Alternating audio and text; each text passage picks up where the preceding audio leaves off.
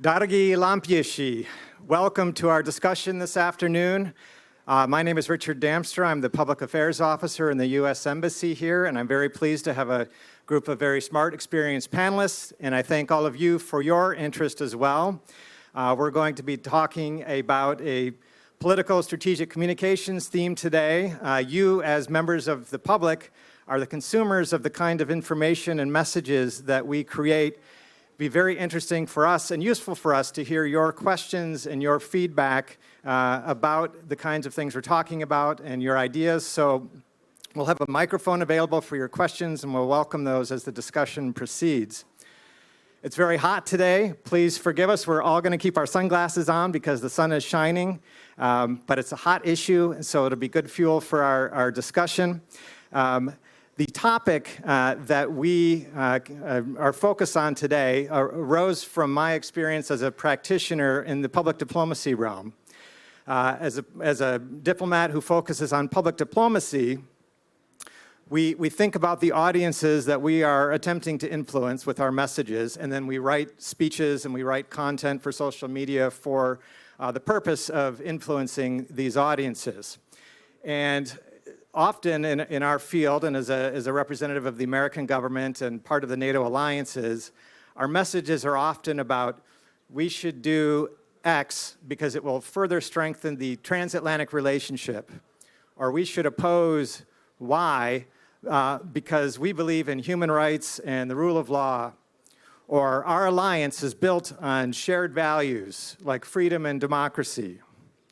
So these are all very important concepts. I think concepts that none of us are going to disagree with or think are no longer important. They all are. The issue is I've noticed a disconnect between the phrases that we've relied on for decades now with the reaction of audiences. That these are very comfortable phrases for us, but they don't produce a reaction in the audiences the way they might have in a previous time. Again, I am not arguing about the underlying concepts. I think they are all still important and still at the heart of what we represent as members of NATO. But the issue is, are we connecting audiences to us through the ways that we talk about these things? And are there better ways to talk about what we believe? So I want to introduce our group of panelists today. We have Olga Kazako, who is a partner in Olsen corporate communications firm, and will bring some private sector experience to our discussion. We have Richards Bambles, who is the head of the Strategic Communication Coordination Department in the State Chancellery here in Latvia. We have Sigita Struberga, who is the Secretary General of LATO, the Latvian Transatlantic Organization, very focused on NATO and broader security issues. And then we have Viktor Makarovs, who is the Special Envoy for Digital Issues at the Ministry of Foreign Affairs, who has a lot of experience thinking on communications and disinformation issues. And again, I know we have a very smart audience. I know you're smart because you're all off to the sides where there's still some shade, but we want to hear from you as this discussion proceeds. So I'm going to begin by turning to Olga. I want to burst our government bubble right away and get to some private sector perspective, global perspective on the communication challenges that we face, both in the government and in the private sector. And Olga, if you could evaluate a little bit the current context that we face as communicators and some of the challenges we're looking at. Thank you very much. I really agree that it is very important to look at the communication from the point of view of the context, what is happening around us while we are communicating about these important issues. And if you have a look at our last years, then we can say that information is growing amounts of information around us is very high level. And we speak about the attention economy. There are many actors that are trying to fight for the attention of the audiences. Actually, audience became the main resource that everyone are fighting for. And we have many digital channels for that. And people, in some cases, are tired of this all the time communicating. And they are expecting for emotions from the organizations, and it's not important, actually, it's governmental sector, non-governmental, commercial, NGO, etc. And if we try to formulate what is the modern communication formula, I would say that audience is giving its attention, that we are all fighting for the emotions and new experience. And I go on in this formula that they are keeping their attention thanks to the trust. So if they trust this organization, they will communicate with this organization in the future as well and will be loyal. And now if we look at this question of the trust, we have very interesting challenges because for the last several years, we saw that when, for example, pandemic began, there was a jump of the trust indexes to governmental sector, to NGOs, to media and business as well. But survey authors already said that it looks like it will be kind of trust credit that audience gives to this organization, saying, okay, we have a problem, please deal with that. And just in a year, we saw the decrease of the trust to governmental sector, to NGOs, to media, but not to business.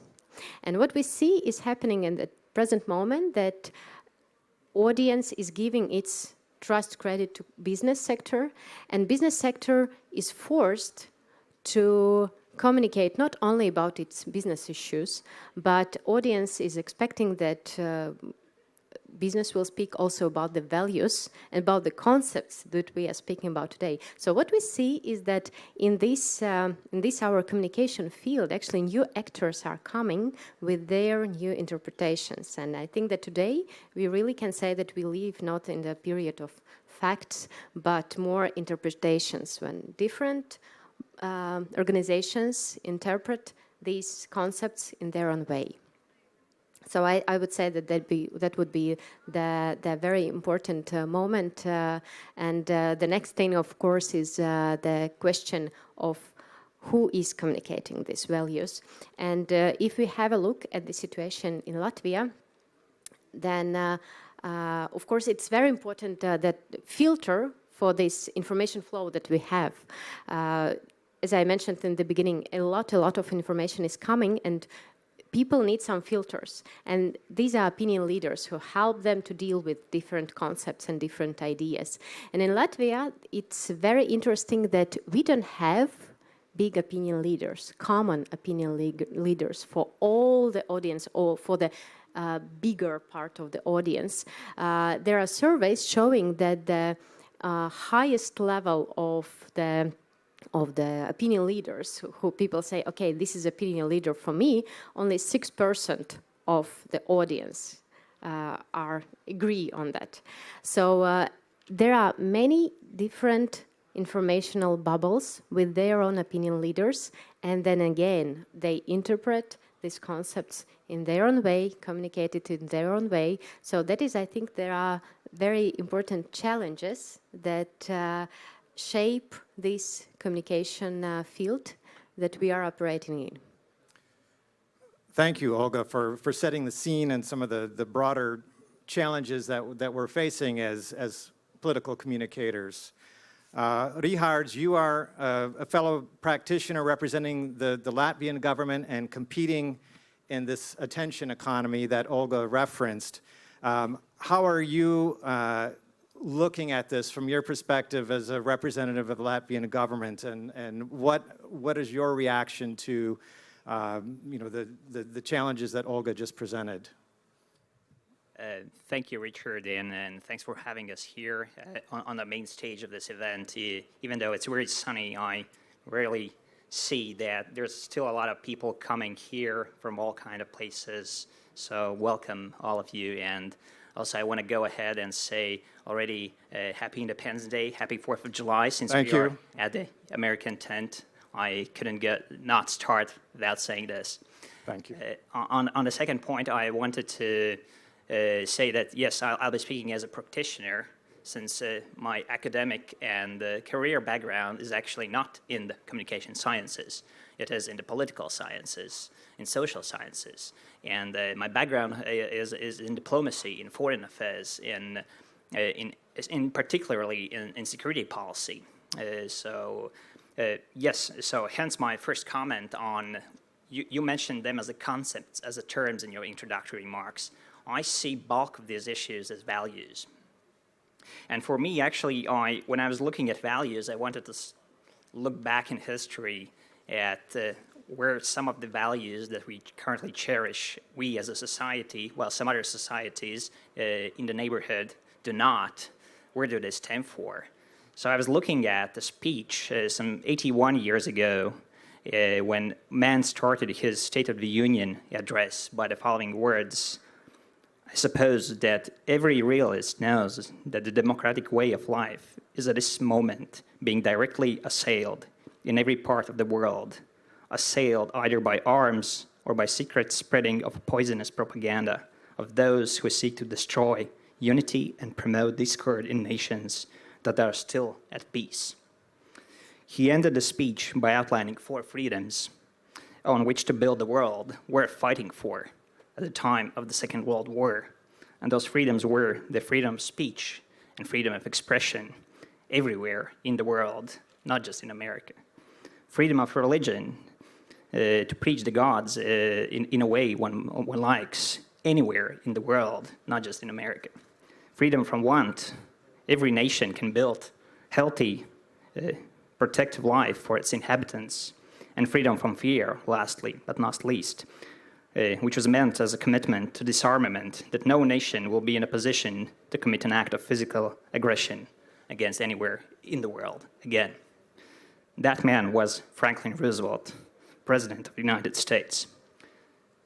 Some 8 years later, after the speech, after the war, World War II was won, Allies won. The same principles, the same fundamental values were actually enshrined in the United Nations Charter. This is the foundation of these values in the modern day history that we still cherish here, that are later also included in the European Union, in NATO, in the organizations, Western-built institutions that have been so instrumental and so practical, not just theoretical, for a Latvian state, but also, I'd like to say, Latvian society at large.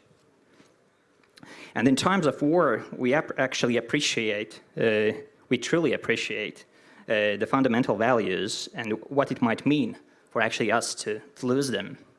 We see countries that do not cherish them, that attack their neighbors, that do not cherish the same 4 freedoms, actually not any of those 4 freedoms. If we look back in history, and hence the answer is simply yes. Yes, those values still matter in today's world. And we as a frontline state here in the Baltics, we know very well. We wanted to belong to these values, not just to the EU and NATO, even though they are and still are and will be the most powerful economic bloc in the world, the biggest development aid supporter to the world, but also to the biggest and most powerful political military alliance in the world. Because we belong also, and we wanted to belong to those values. Great, thank you, Rihards, for also taking a step back and looking at sort of the lead up to this set of values that we seek to express and to live by and to communicate about to our publics. And you raised a very good question that I want to come back to a little bit later is the war, Russia's brutal invasion of Ukraine, and how that has impacted sort of audience perceptions, or whether it's had an impact on sort of audience perceptions of the values and things that we're trying to create. And I want to come back to that point for all of you. First, though, speaking of NATO, Sigita, you have a lot of expertise in this area and communicating about it. NATO not just as a security organization, but as something broader and something that's very much connected to the values that Rihards was talking about. Please tell us a little bit about your work and what you're seeing as you attempt to work with audiences on these issues. Yes, thank you. Indeed, NATO is not only a security alliance, it's also community of democratic countries. And this is very important to remind to us ourselves, I would say, on everyday basis. And here we can speak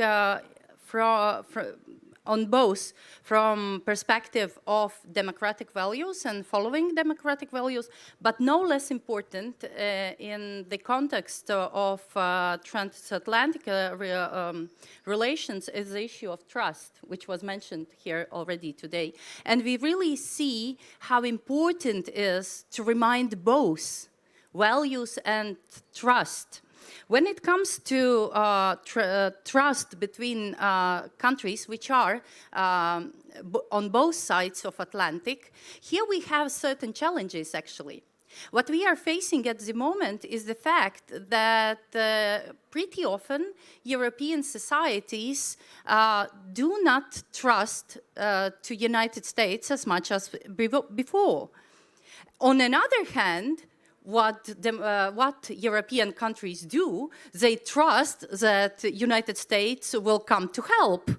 So this is quite interesting. So we do not trust in one area, but tend to trust in another one. So for this reason, I should say that we have to have a closer look on, for example, opinion polls regarded to what European societies think about common values with the United States. And here we see that anti-Americanism tendencies are rising on a certain point. Also what we see is that in Baltic states, situation is not that bad. We are actually, I would say, the most pro-American and the most pro-European as well, by the way, in Europe. But the challenge indeed is what we do understand with this pro-Americanism and pro-European orientation. And unfortunately, very often it's about being free riders in a way. For this reason, I really think that we should put more emphasis on what we can do ourselves. And this leads me to the issue of following democratic values. And here again, we have certain challenges.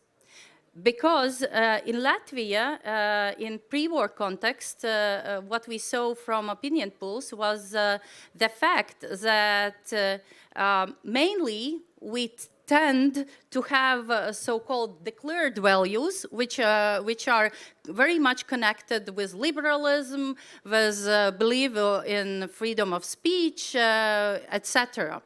But as soon as it comes to practicized values, those what we follow on everyday basis, here, guys, we have problems.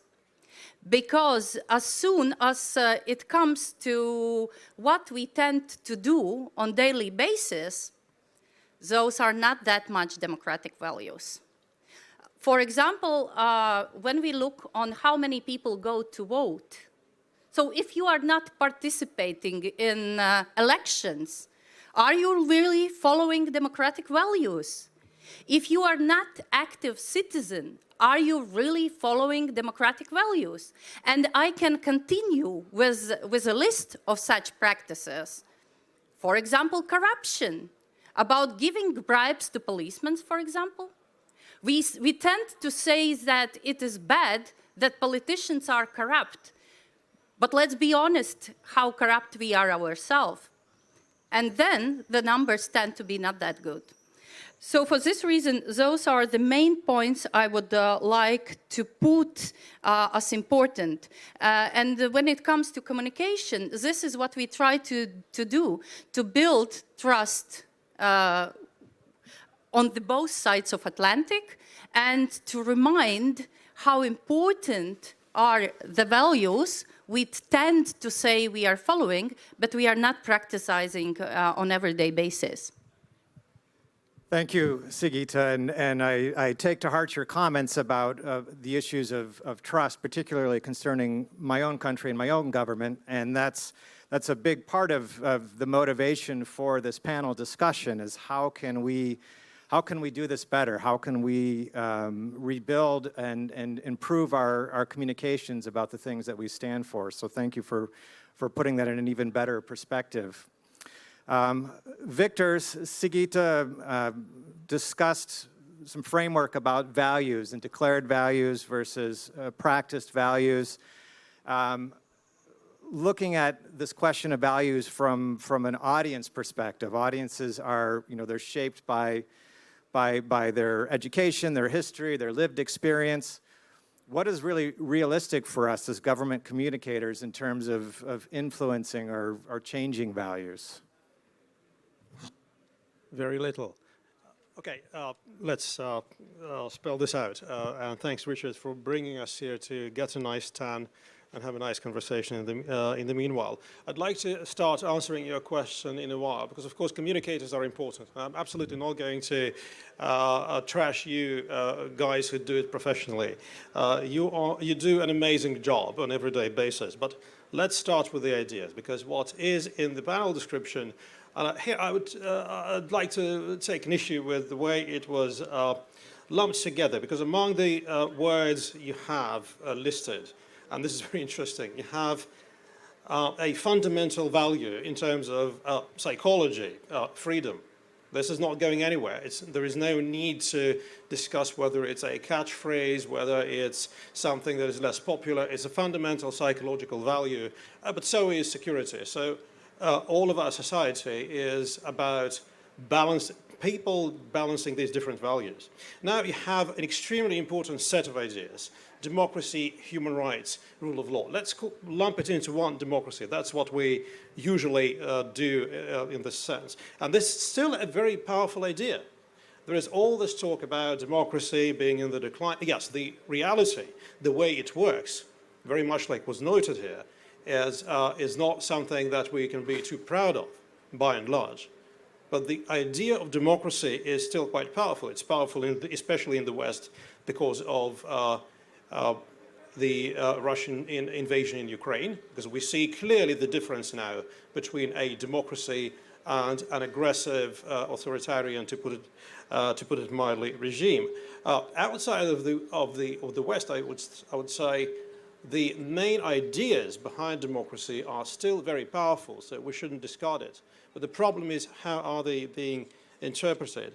And lastly, some of the things on your list, I'm sorry to say, NATO, Transatlantic community, shared values, all this stuff.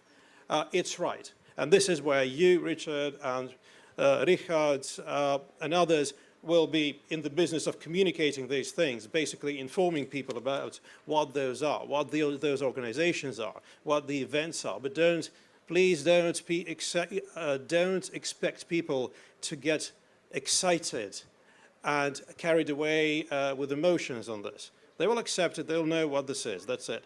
Let's come back to the concept of democracy. Democracy is many things, but among other things, democracy is a conversation. Again, democracy is a conversation. It's not communications. In democracy, you don't have audiences. You have participants. And part of that conversation is actually the discussion about what democracy actually means. You cannot leave it to the founding fathers of any nation to say democracy is this specifically and say that's it, that's the definition we got from. No, democracy is always something that you debate. You want to know who we are in a democracy, who are the citizens here, what do we want together as a group. And then the really tricky thing, and this is where we sometimes fail, is connecting my freedom, my human rights, my democratic rights, my rule of law with those things that should be enjoyed by other people. This is where the conflicts are. So again, then coming back to you guys who communicate. You are communicators. What's your role in the big conversation about democracy? I think that's a bit problematic, because sometimes what happens is the politicians delegate participation in the conversation to you guys, and you are supposed to be communicating, basically transferring information about this or that. This is not how democracy is communicated. And the risk is, of course, that you make democracy something that people are not that excited with. So basically, you are not making a movie.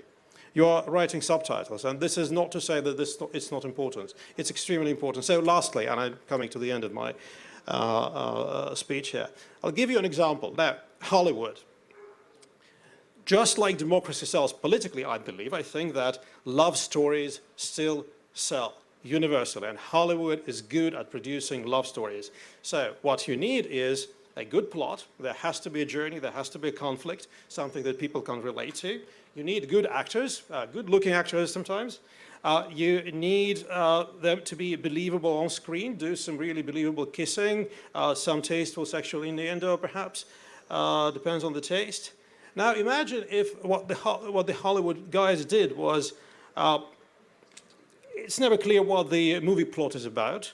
What the protagonists want, it's not clear, neither to the public, nor to the audience, nor to the protagonists themselves. They talk about love, but never kiss. And then in the end, so they don't act believable. So in the end, what happens is the movie director comes to the subtitle guy and says, look, it's because your subtitles are not good enough. Thanks. Very good points, and maybe I should switch to a more lucrative career in Hollywood, where my communication talents might have freer reign.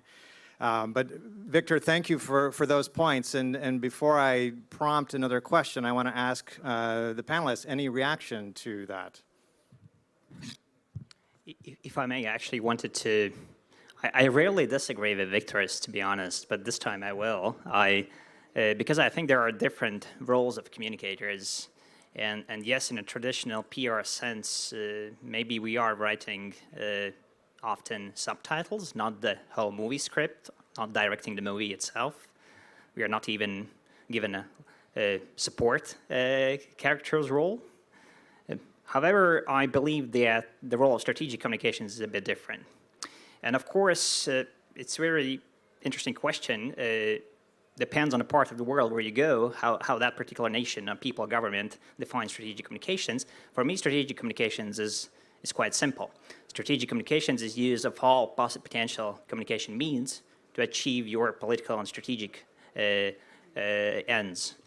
To this end, it means that if you want to achieve strategic goals, you have to involve a communicator from A to Z, also in a decision-making process, maybe even on the sidelines, maybe not giving him or her a very central role. Yes, politics are for politicians. I'm not a politician. Here, you introduced myself at the beginning as a representative of Latvian government. I'd like to say I'm not part of the government per se. I'm not a politician. I do not have an affiliation of any political force. I represent civil service. Yes, this I represent. But civil service's interest is not particularly in one government, but in the state's interests at large. So how do you communicate and achieve those state's interests in a medium to long term? By involving communicators from A to Z, not after Z. So, yes. Please, Sigita. Thank you, Richard. If I may add, I would like to remind that work on strengthening democracy and work on following values is not always about emotions. It's about hard work. And we can't expect that all the communication or all the interactions will be about fun, about kissing, about sex, etc. Since you mentioned those examples, right? It is so much about hard work of all involved parties, including those which are citizens, which are using the product which they are accepting politicians and states to create. For this reason, it's not only about enjoying. And unfortunately, these days, we are mostly, thanks to social media and not only, we are mostly concentrating on strong emotions. And this goes somewhere wrong if we don't remember about hard working as well. And in this sense, it reminded me one banal joke which appeared during the war now was that, you know what is the difference between Americans and Russians? Americans are not satisfied with their government. They are complaining about the government all the time, but they are enjoying their lifestyle. And the difference with Russians is that people in Russia are not satisfied with their lifestyle. They are living in quite bad conditions, but they love their president. And this is the difference. Interesting. Thank you, Sigita. And I want to play off of a point that you just made, and this idea of the hard work of communicating strategically. And this is where I think would also disagree a little bit with Victor's movie analogy, in the sense that as government communicators and practitioners, we think of ourselves as the responsible actors or the good guys. And so our communications, they're careful. We are trying to communicate things that are correct. There's often an extensive clearance process to make sure we've spoken with all of the people in our government to make sure what we're saying is correct and is our actual policy. And this is slow, and it sometimes leads to a very watered-down communication that's frankly boring. And it's difficult then to, in an information environment, to compete with the people who are fast and sharp and not always correct because they don't care about being correct, but they do trigger an emotional response from audience members. How should we react to that? How do we adapt to that in this communications environment? I saw, Victor, your hand up first, and we'll go to anyone else who has a point. Yeah, thanks, Richard. I think you're right, Rikas is right, and Sigita is also right, and I'm also right.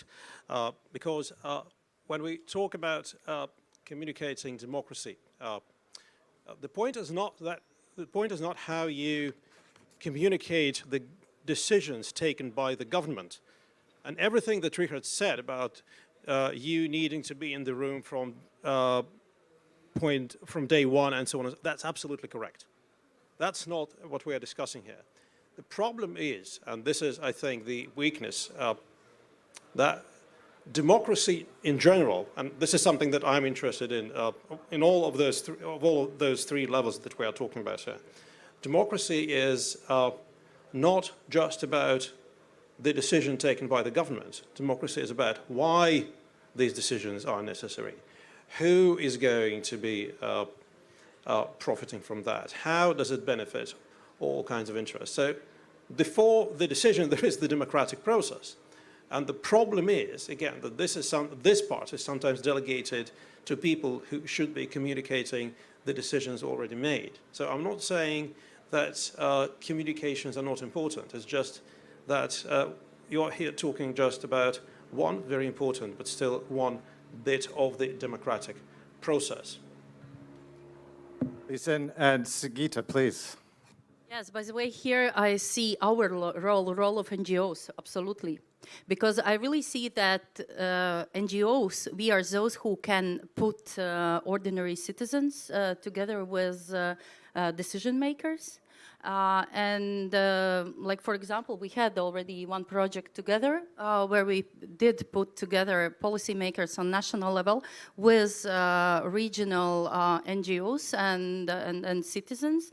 And I really believe that this border resilience project was a great success, since people found out that they can trust to national level decision makers and vice versa. So national level decision makers found out that in regions there are people who have very good practices on participation, civil participation, that they have good practices on building their resilience on local level, and that there are many points to cooperate further. So indeed, here I see this impact we can give as NGOs, because not always national level decision makers can find the best way how to offer the ideas and to offer the new initiatives to local communities, for example. But also I should say that the end part, which is about communicating decisions, actually here we have quite a big problem. And this what we saw, for example, during COVID times. Actually, if we look very critically, the decisions made by our government were quite effective. And there was actually really important reasons why those political decisions were made, but we had problems with communication. And people at the end of the day didn't trust much to the decisions made. And there was so many critical points. And returning to emotions, they were mostly based on the emotions, not rational points. And for this reason, I really see that there is much of work to do also on this end step about communicating decisions made. Thank you, Sigita. And I'm going to turn to Olga now with a question. Before I do, public, please, if you have questions in mind, be ready. I'm going to turn to you in a moment to see if you want to take the microphone and ask us a question. Olga, Sigita returned to this question of trust in institutions, and you had addressed that in your initial opening and referenced that many of the private sector businesses have been able to retain a level of trust that public institutions have not. What can we learn from that? And should we be adapting our communication practices to things that businesses are able to do? Actually, a very good idea to use some learnings from other fields in the governmental sector. That is actually what we are doing, working with the governmental organization in the framework of our agency.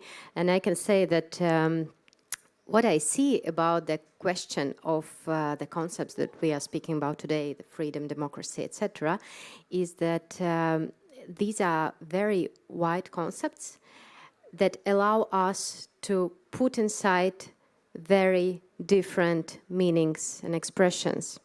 And in one case, we can say that this is a good example of freedom.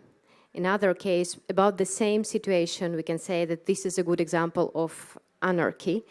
And if we are in the situation of, as I mentioned, of the lack of trust of many different informational bubbles, then it is very important to understand what are the most important bubbles, informational bubbles with their influencers, opinion leaders, and to work with them systematically. The thing that Sigita mentioned is that we had maybe effective solutions but couldn't communicate them.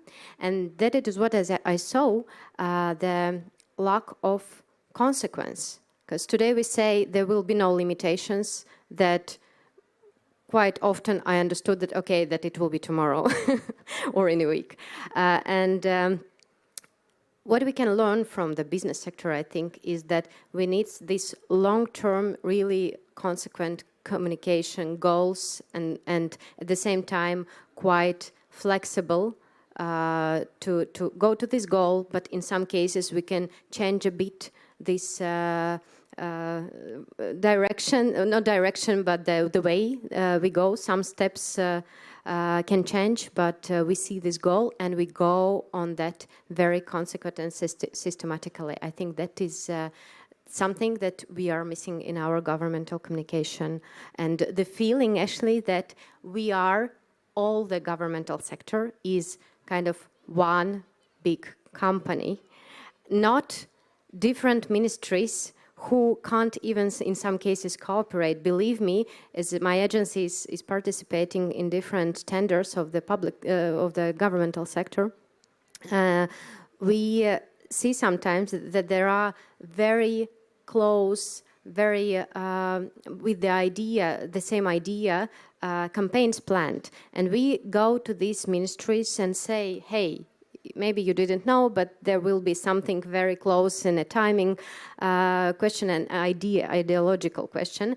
Maybe we could put together your budgets and have something bigger together. That would be so much more powerful. And then goes, no, system doesn't allow us to do that. We will not make them look better for our budgets. And then I can't imagine something like that in commercial sector. Then, you all are one big company. And that is, I think, that we need. Of course, I understand that this is a system that is quite a big machinery, and we cannot change it like that in commercial sector. Actually, quite often it's much more easy. But I think that we should think about it, and we should have this will to change it. And then things will change. No, I think you've pointed to a very important structural challenge and frustration that we feel in the government, and I think can be envious of some of the private sector flexibilities that allow them to communicate in a more flexible way. So thank you for that point. Any reaction to that from anyone here? Otherwise, I want to ask our audience who's here, does anyone have a question that they would like to ask to our panelists? We have a microphone that's available. Please raise your hand and we'll get the microphone to you.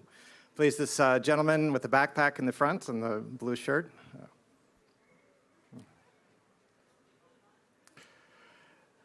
Our microphone is down here, sorry.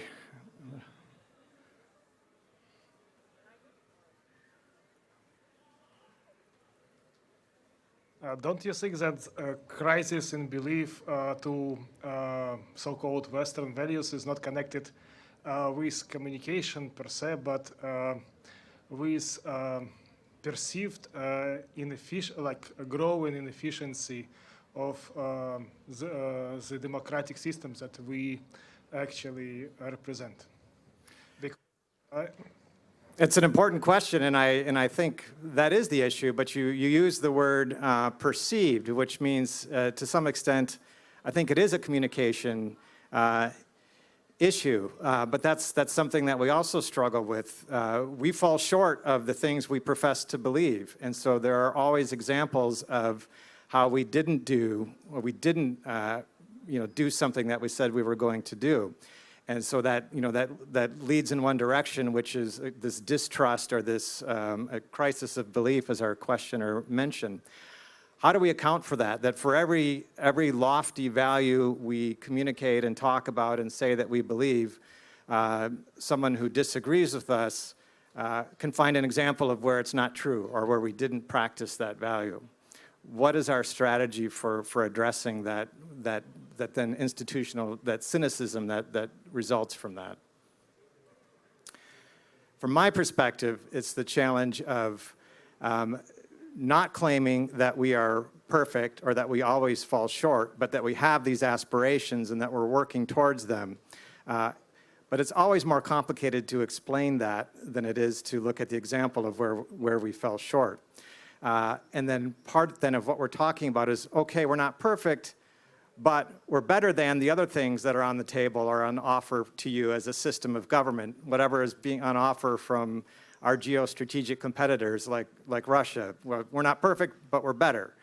But again, that's not always an exciting message or something that's easy to convey in a very short, persuasive way.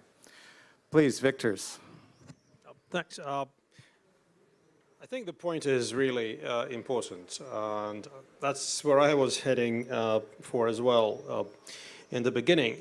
But let's be slightly more precise here. I don't think there is necessarily a general crisis of democracy and general tendency for people to believe it less. In some places, in some important places, in some very important countries, that might be true, not to mention any.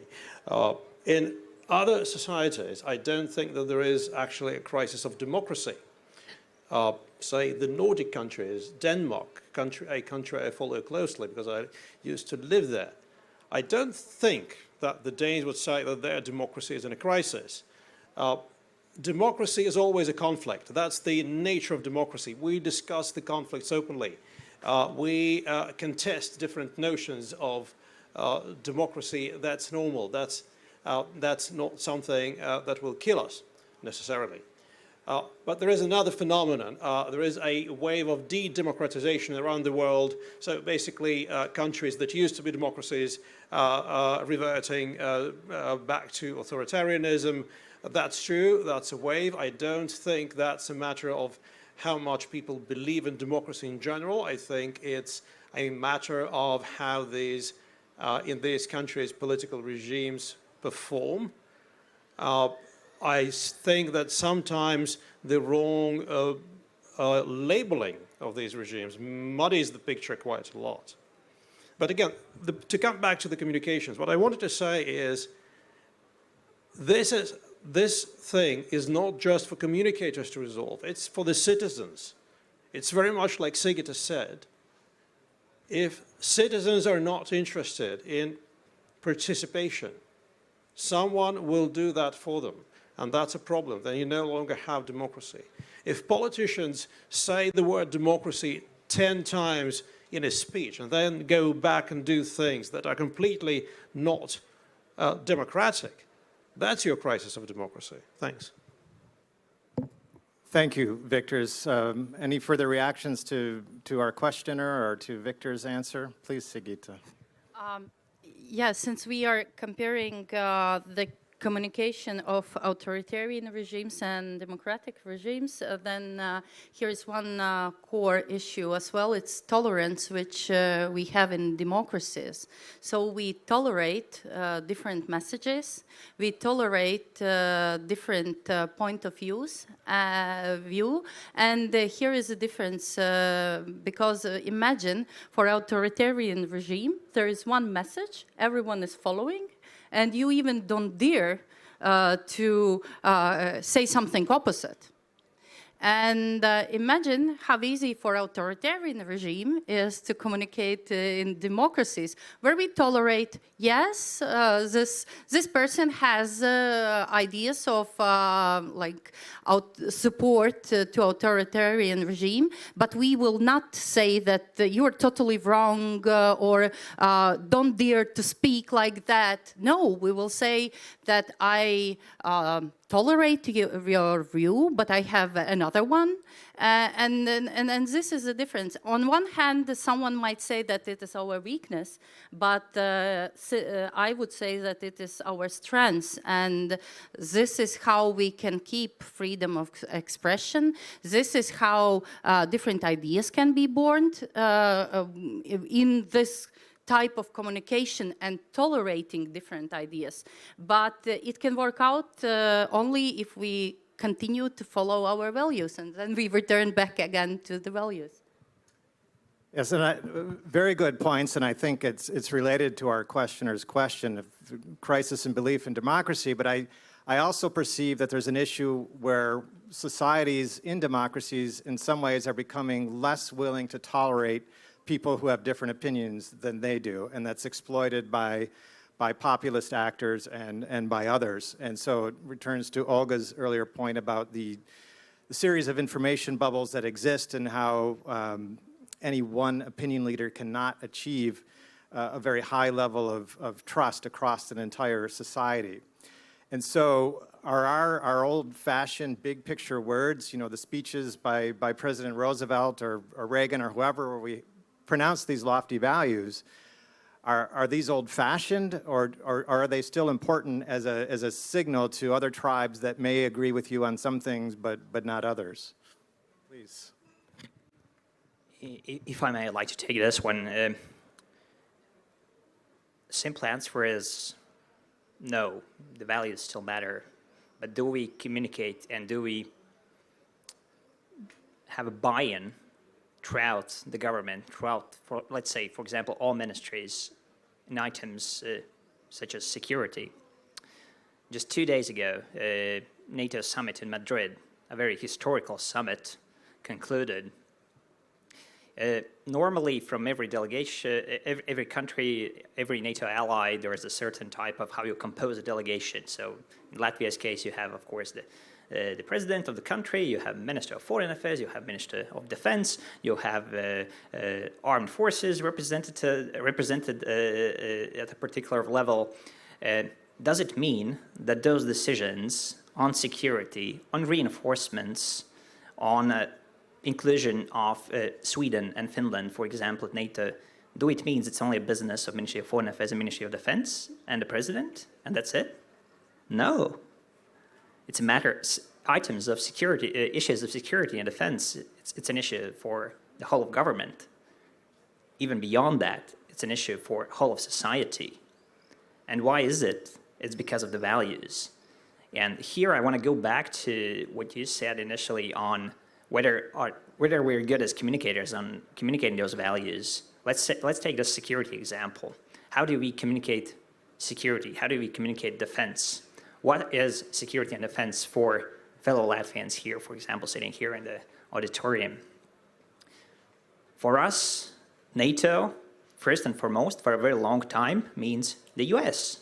Why? Because the US is the big brother taking care of the little brother if someone wants to bully him or her. But that changes as well.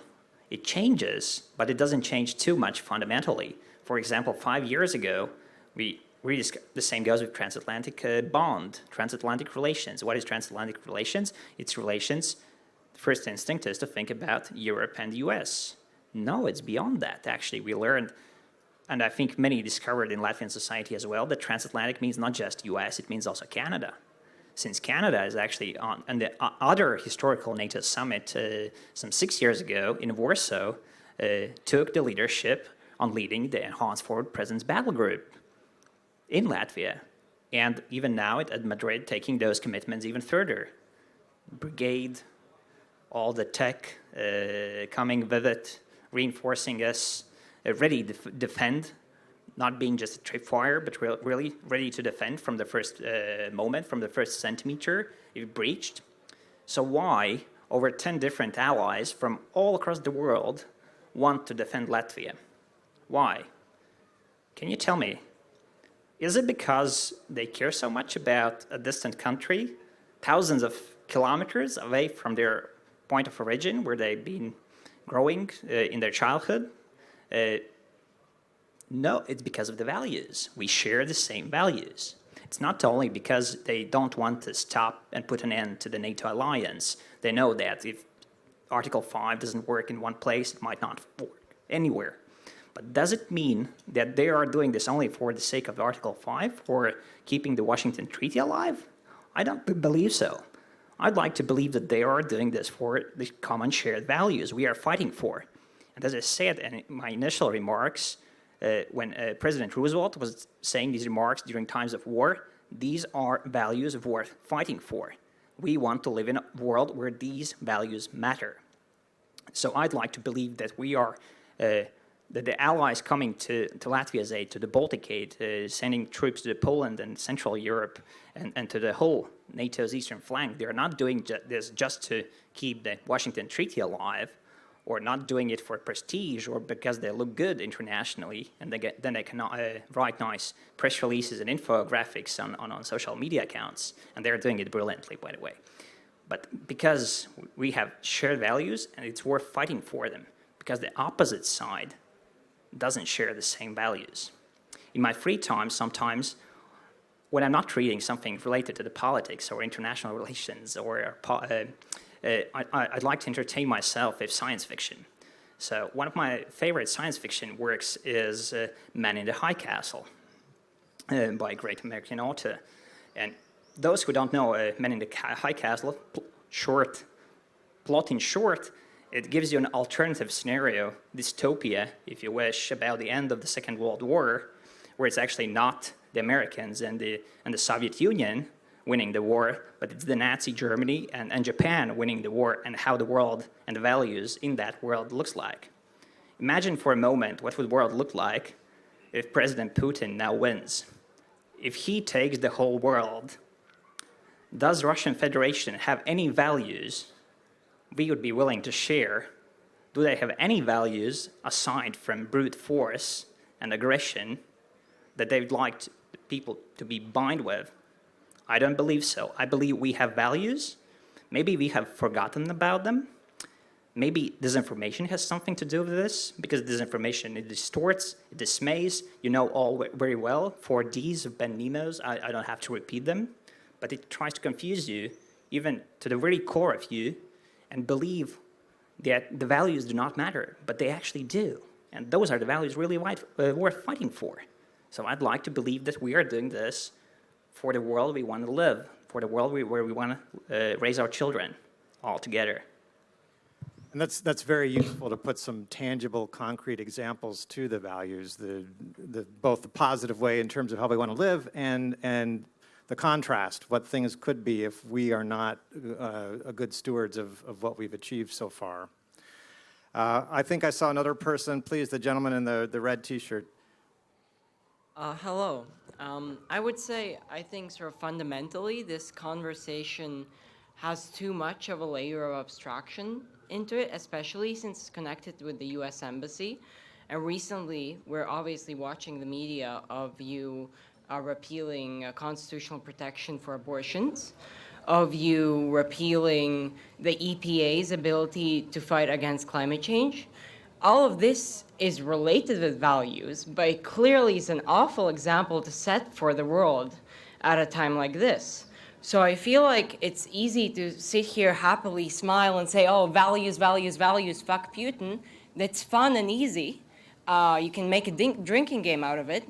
But at the end of the day, if you're setting this international example, which is honestly, in my perspective, awful and represents complete backsliding with trust in the courts and everything else, I don't care how you package your press release and your very neutral and official phrases. What I care about is your dumb policies, which you keep like influencing the world with. So that's my thoughts. Yeah. No. Well, thank you for your question, and I am glad that we live in a free country here in the United States where we have the ability to ask difficult questions like that of the people who are representing governments. And you're getting back to one of the issues I raised earlier, is we have the values that we profess to believe. We don't always live up to them, and that presents a lot of room for exploitation by people who criticize us or offer something different. It also presents a challenge to us.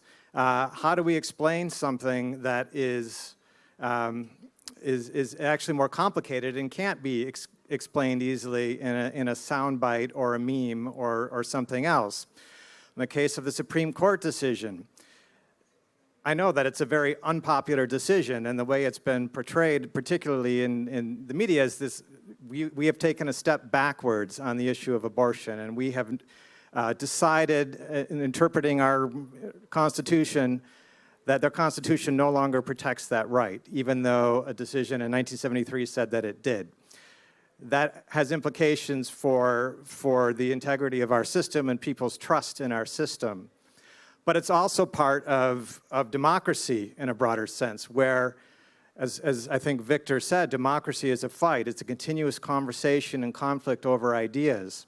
And so throughout history, even in the entire period of time that abortion was a protected constitutional right in the United States, there was a large segment of our population who didn't agree with that, and who made every effort through legislative activity, through political activity, through legal activity, to change that decision. And they finally succeeded in doing that. They didn't do it in an extra democratic way. They did it within the confines of our system. I think you can argue that certain aspects of our system are being stretched and challenged by some of the very same things we're talking about here. The inability to have unifying sort of opinion, trusted leaders, and so on, and the fractured nature and the exploitation by populist voices. But broadly speaking, that decision was within the confines of our system. And there's a large segment of the American population that agrees with it, and those who don't, and all sides will continue fighting in our courts and our legislatures over that very same issue. And so that's an ugly, uneasy way for me to explain what happened and our reaction to that. It's much, I think, easier to raise the question like you did. Welcome any comments or reflections on that from my panelists, please. Richard, I think that this was perfectly done as a government employee.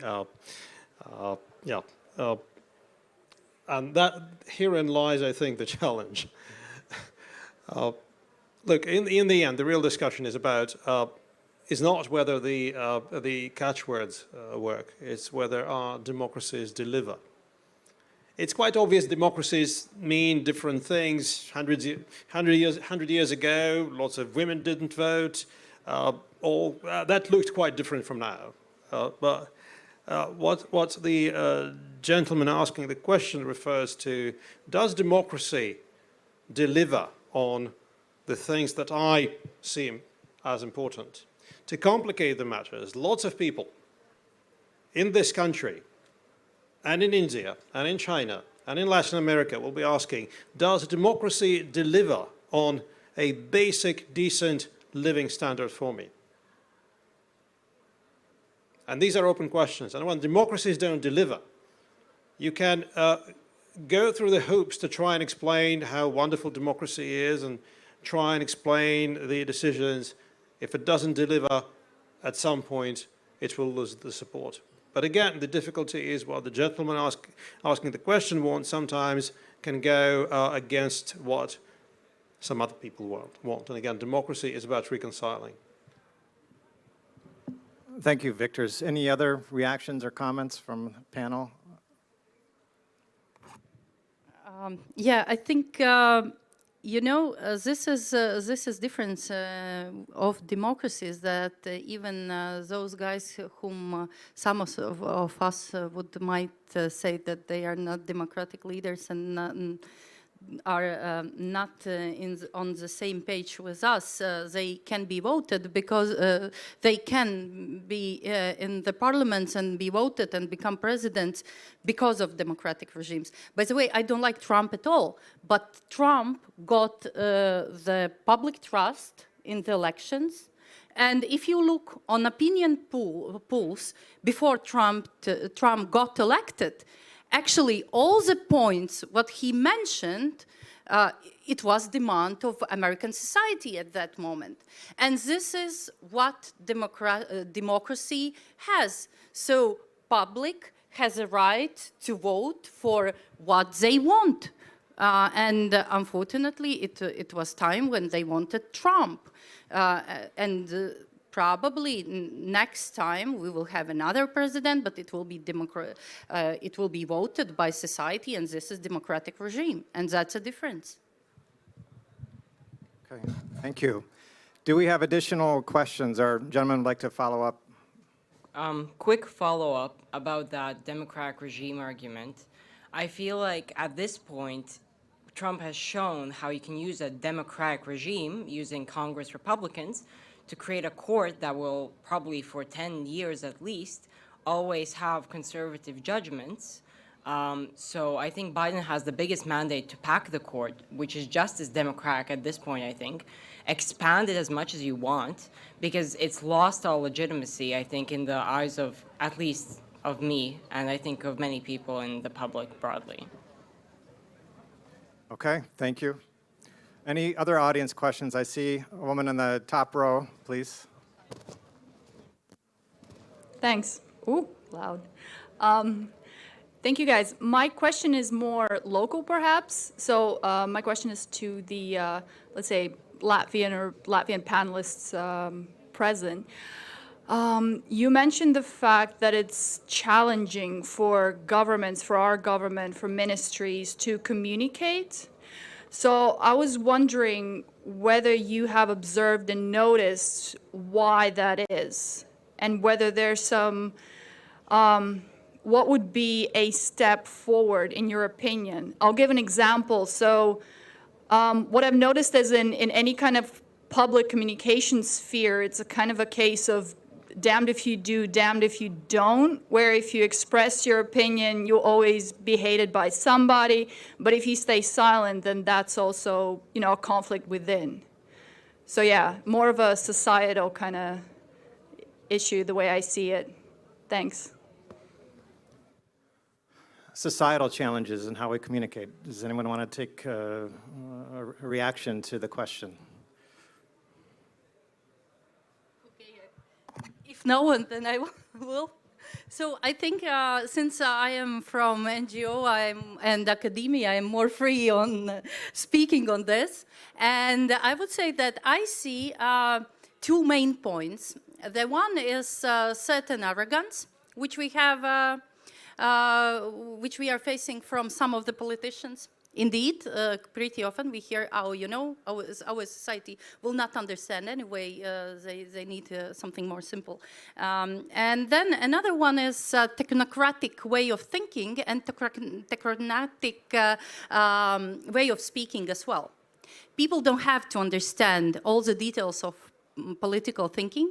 They don't have to be the same technocrats as politicians are. And by the way, it's not only a problem of Latvia in this sense. If we look on Europe, one of the reasons of rising populism is exactly that the governments, which are very technocratic, they have been used to use this language not only between themselves, but also communicating with societies. So that's why I would put those 2 points. Please, Olga. Maybe I could add that partly I think I've heard it in the question that was so well perceived in the audience that quite often we see that governmental communication is much more amorph and about big concepts. But if we look at the surveys, then Latvians are more practical, and the other versus is traditional when we go to religious and such values. So we are more practically oriented, and our values are closely more to survival, not to self-expression. So if we look at from this perspective, then that is logical that also governmental communication should go from this perspective much more closer, much more from the practical point of view, what will this change in my daily life? But what we mostly see in the social campaigns and different governmental communication cases, it's really about very big concepts that are not so much connected. And what then should we be surprised that we see that people don't feel this connection with government, with European Union, etc., thinking that they are somewhere there, but I'm living my real life. And I think that this is one of these moments that also should be changed. And this is the question of really understanding that we want to change it. But this is another question. Do our political leaders and governmental representatives really want to be so much closer? So we see it is coming pre-election period.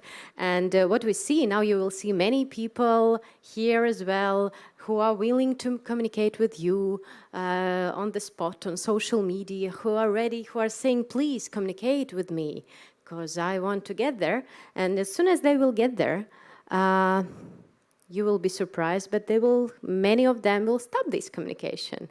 And that is what is happening. Let's be honest, that I think that this is also the development of this communication culture, political culture, and as well as this lack of this real feedback. Not just, okay, let's be formal, please say what you are thinking, but we really will analyze it and we are ready to change. That is what is actually the trend on corporate communication, that you are ready to change on the base of the feedback that you get. I think that this is one more takeaway from the corporate field that we can have in the governmental communication. That's good. Please, Richard. Yes, I'd like to complement this, and I fully agree with what was said by both Victors and Olga before, that there are structural challenges, but there are also challenges more related to the mindset, having the mindset change potentially. I fully agree with structural challenges that you mentioned the example of ministries trying to actually, they want to make the same campaign about the same thing, but they cannot either by structural challenges to cooperate, either because it's their accountants will say that it's not permissible, or their political leadership or their civil service leadership will say, no, I have to show that actually I was the one behind it. They will take away my credit for it. And then there is also what Victor said on that you have to show that you can actually deliver, that the state can deliver. And those deliverables are translated into very understandable things to people. But then there's also the mindset change thing, which I said also before, on involving communicators from A to Z, the decision-making process, not after potentially dangerous decision has been made. And they've quite arrogant, as Sigita said, sometimes attitude, saying that politics is only for politicians, you stay outside of the room or outside of the business and come back afterwards once we have done the process. Yes, we can do that, but if you don't involve us, if you don't want to listen to our advice in the first place, we cannot advise you properly as communicators. We cannot steer you in the right way. We don't want to influence politics. We just want to provide you the options how this or other decision might be perceived in the public, and whether they will actually perceive them as benefits for the whole of society, or they will see them as benefits for you as a political leader, or for you as a political party, let's say. So it's very important to put this interest of the state above it, have a quite neutral mindset, have it strategic, but also, of course, solving the structural challenges. It's not an easy challenge. I mean, I know some countries have something like similar to Ministry of Information. So it's quite flexible format where that Ministry of Information deals with all communications for any government institution. One day it can be this Ministry A, the following day it can be Ministry B or C, and they are quite flexible. I don't think we are there to create the Ministry of Truth or Ministry of Information, but I also think that we have to bolster the capacities of government comms quite significantly.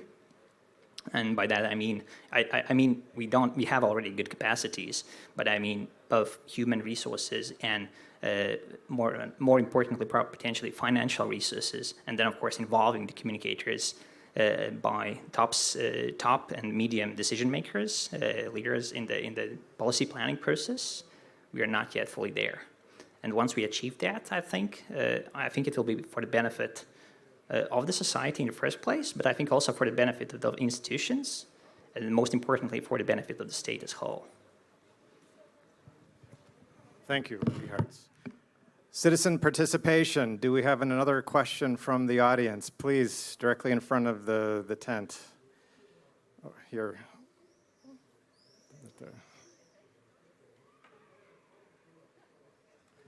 So I kind of wrote my question down since it's a bit lengthy. But I first of all wanted to comment on what Sigita said, since this is where my questions started forming, is I lost my trust in American democracy a while ago when you got a president who lost the popular vote. So in my opinion, that's where your democracy started failing. And this is where it all went downhill kind of more and more and more. And this is how historically revolts are formed and how revolutions form. And my question would be, Sigita mentioned, like, you trust America to protect you, but you don't trust it in some other ways. So my question would be, first of all, if your citizens can't trust you to protect their rights and to protect their ability to choose, how can other countries trust you? And this is not just about America, this is about the entire world, for example. Because even in Russia, like, the citizens can't trust their government to protect their freedom of speech. They don't. How can we trust Russia in that case to protect the world's best interests? And there was also a follow-up, I'm sorry. And I think also about loss of trust in governments in general. This is where it stems from, especially in youth, as you look around the world and you see governments failing to do their job towards their citizens.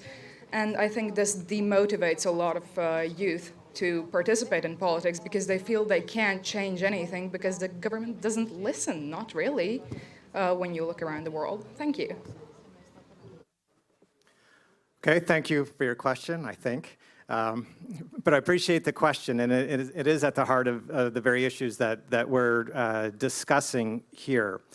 And this issue of loss of trust, and when you can point to specific examples of things that a government does that do not line up with the values they profess or they declare to believe, and then how do we do that? From my standpoint, and I think that any of my U.S. government colleagues who are telling you that we are perfect and we have all the answers and we're the best and we're always going to do the right thing, that's not credible, and you should question that and dismiss that. What I do hope they will talk about, and what I would talk about, is being honest about our shortcomings in areas where our system doesn't work perfectly, and then what we're wrestling with to try to make it better and to get closer to the values that we profess to believe in.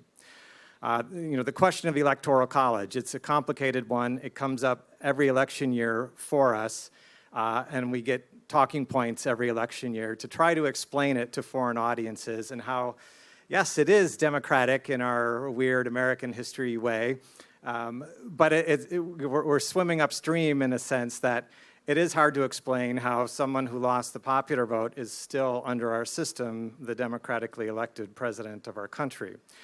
And it didn't happen only 4 years ago. It's happened, I think, 3 times in our history. And life has gone on, and the system has held together, and it worked as designed in the beginning. But I think there's also a growing swell of argumentation about how the Electoral College is out of date and doesn't work correctly any longer, and how if we continue to have presidents who are elected who didn't win the popular vote, that does undermine our legitimacy and our standing abroad as a democracy. And so there is a movement, and there are Americans who are wrestling with this issue, and there are reform efforts to try to change that system, and that's part of this process. Whether that's an appealing answer to a foreign audience, I don't know, but that's what I can talk about. We are in a democracy. It's complicated, and it's ongoing, and we want to be better. We want to get closer to those values that we talk about. There was, Sigita, some reference to your comments, so I want to give you a chance to respond to that. And I know that there was a specific reference to the interest of youth audiences and the trust of youth audiences in our systems. I know Lato has a number of youth leadership academies and trainings, and so you can speak a little bit to that. Yeah, in Lato, in our youth academies, or so-called political leadership trainings, actually one of the points we put as the most important is like personal responsibility, because of course I also like to criticize government. We all like, and it's quite easy. But then there is a question, what is my responsibility? Have I voted? Have I tried to change the situation? And very often the answer is no, because I don't believe I can change something. But you haven't tried even. So you can't say that it's impossible. It's just dishonest. And that's why I think, and it's really great that you mentioned Russia and this freedom of speech. For politicians in Russia, it's quite easy, actually, because there is no demand for freedom of speech. If you create, because this part who demand it, it's minor part. It's not the main part of society. And actually, if you have a very strong demand for active participation in political processes, you will find the ways how to participate. You will find the ways how to influence decisions made by politicians. And in this sense, actually, we have many examples in Latvia when people have changed situation in different areas, starting from local municipalities when certain decisions regarding some kind of buildings or cutting the trees, etc. Very simple decisions. But still, the decisions have been changed because of active citizens. And it can be the same with decisions related to security. It can be same to other decisions at national level. For this reason, I think it's really important. I know that it sounds banal, but it's very important to take this responsibility yourself. And as soon as there will be demand and pressure on decision makers, they will have no choice. They will have to implement the policies demanded by the society. Great, thank you, Sigita. And Victor, I saw you had your hand up, and then we'll go to Richard's. Yes, thanks, Richard. Aren't you happy that people here are so involved in and well-informed about the American political agenda? I am happy, thank you. Yeah, so we can get a lot of flack here. But that's good. And this is actually a point I wanted to make. In reality, we are in the same boat, and we should just accept that we will be allies with countries, with democracies that are not necessarily perfect democracies from our point of view. And yes, in one place there will be this issue of abortions, in another place there are significant issues of freedom of speech. And we can easily get frustrated. And I know some people outside of Latvia ask, why can't we ratify the Stockholm Convention? All valid questions, but we are in it together. But my second point is about the way that American leaders have been communicating American democracy, and also the American State Department. And I would say that I've never heard an American diplomat tell me that everything is fine, we have no problems. People have been, in my experience, extremely honest in recognizing the challenges. So we should let them off the hook here. And also, I think in the American political leadership, most of the time, not always, but most of the time, we've heard the same thing, the same recognition that American democracy is not perfect, that, how do they put it, mistakes have been made in different times and ages. I think that's the only reasonable way forward. So we have to be honest. And I know it's the size difference here, of course, is important. But I think we should try to be honest with each other and talk frankly about the things that we like about each other as democracies and societies, and also about things that we perhaps don't understand well. Thanks. Thank you. Please, Richards. Sure, thanks. I think it's not a question of, and I think it's not a question within the audience whether we love United States of America or whether we trust the United States of America. I think it's more of a question whether we trust the democracy. And I think we do. But sometimes we have to just remember that what are the alternatives? I was trying to reference the work Man in the High Castle, giving a quite dystopian alternative view on how the world would look like if the Nazi Germany and Japan would have won the Second World War. I think, let's imagine again for a moment that we haven't had a democracy as the leading concept in the world binding nations together. And I mean, I don't mean here just democracy in terms of, in a model led only by America, a model cherished and further developed and used in daily reference by many, many countries in the world, including, of course, especially throughout Europe. What are the alternatives? Democracy is slow. Yes, it takes time to, if you want to pass a bill by the Cabinet of Ministers, you have to get an approval. You have to get it first into informal consultations with ministries, all the stakeholders. Then you have to put it for a formal approval. Then you have to get it approved by all the ministries, all the stakeholders, international level. Even worse, I mean, at national level, you have, what, 10 to 12, 13 different stakeholders, then some extra ones. International level, take, for example, EU, 27 different members. Bulk of the decisions still taken anonymously, including in the area on foreign and security policy. NATO, soon to be 32 allies. United Nations, even worse, 193. How do you operate there? Democracies, yes, they are slow, but what are the alternatives? Authoritarian regime and the values they represent? Authoritarian regime, it's easy. It's one person decides everything. It's a bit hard to get there, to climb to the top in authoritarian regimes. You have to kill a few of opponents. Potentially, you have to use a lot of propaganda. You have to control the media space. You have to control the public opinion. You have to control the resources, so the police, army, armed forces, secret services, definitely. And then you climb to the top, and then it's relatively easy, actually. Hard to get up there, but then you can get there, it's easy. You take all the decisions, all by yourself. But is it an alternative? Does it represent the will of the people in the country? Do actually concepts, I mean, you mentioned previously, freedom of speech, freedom of religion, freedom from one, freedom from fear, do they matter in such regimes? No. So I'd like to say that democracies do matter, and we have to put the trust back into democracies. There's just no better alternative. Thank you, Richards. Thank you.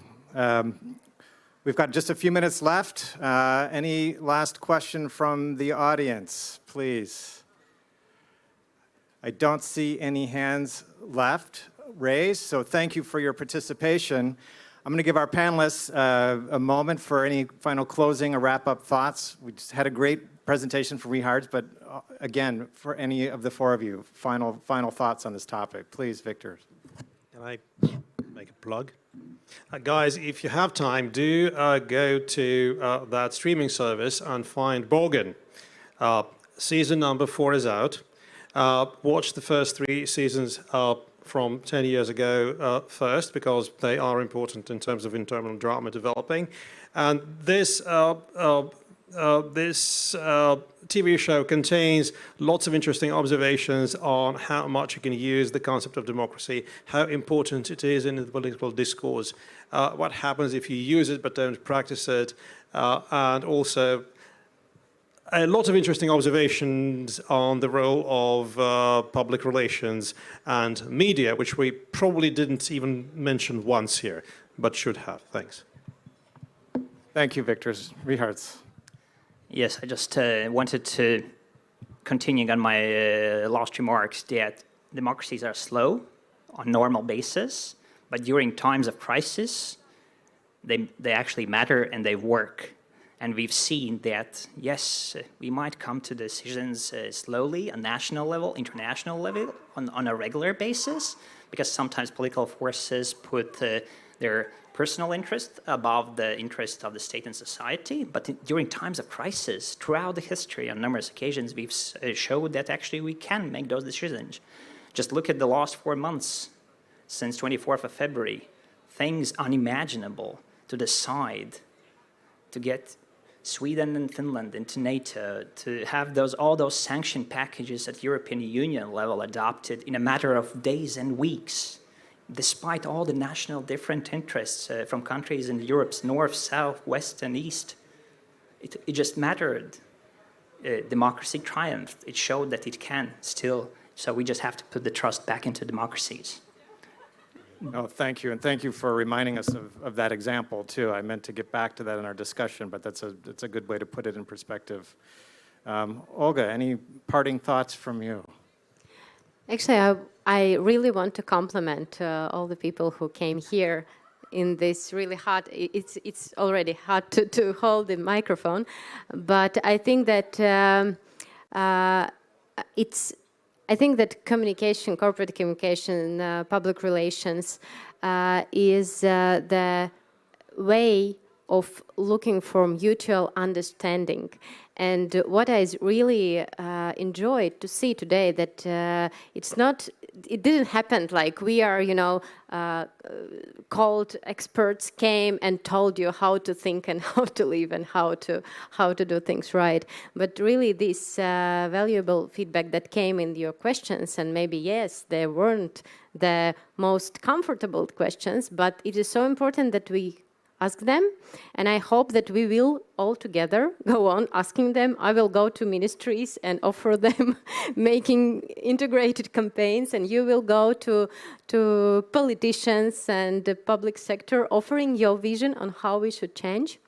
And maybe there will be some development of the concept, what is democracy. Maybe it doesn't work in a way as it used to work, but we need to have democracy 2.0 or something like that. So I think that my takeaway from this discussion is that we have a good potential, and that is I'm really happy about. Thank you very much. Good. Thank you, Olga. And please, Sigita. Yeah, it's hot, really, already. I think I have two final points. One is that we have to change our, I would call it kitchen culture, because we have, Latvians, we have, this habit to complain about politics in kitchen in our families, but we are not used to express actively our views or even more to participate. And this is crucial for development of democracy. And the second point I wanted to mention is that the core of the title was Western concepts, right?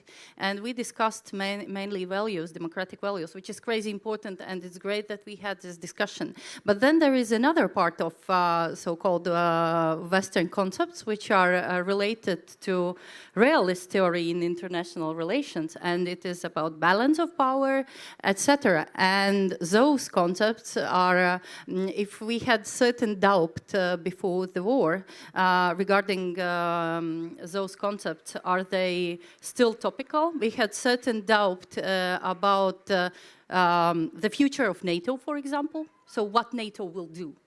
If everything is fine, we are strongest, greatest, etc. And unfortunately, the authoritarian regimes demonstrated us how important NATO is, how important our sticking together around our values is. So for this reason, I think there is another bunch of concepts which can be discussed, but it wasn't really the topic of this discussion. Good. Well, maybe we need this for part 2, next year's LAMPA discussion. So Sigita, Richards, Olga, Victors, thank you so much for joining the panel and offering your insights and ideas. This is, I think, very useful for me, and I hope for the audience who tuned in, and I really appreciate everyone's attention and questions and interest in this topic. I'd like to thank LAMPA Festival for hosting us, and also my colleague Cynthia, who's here, who did a lot of the work to organize this panel and make it happen. So thank you all. Please go enjoy some water, rehydrate, then some beer, then some ice cream, then repeat. Thank you.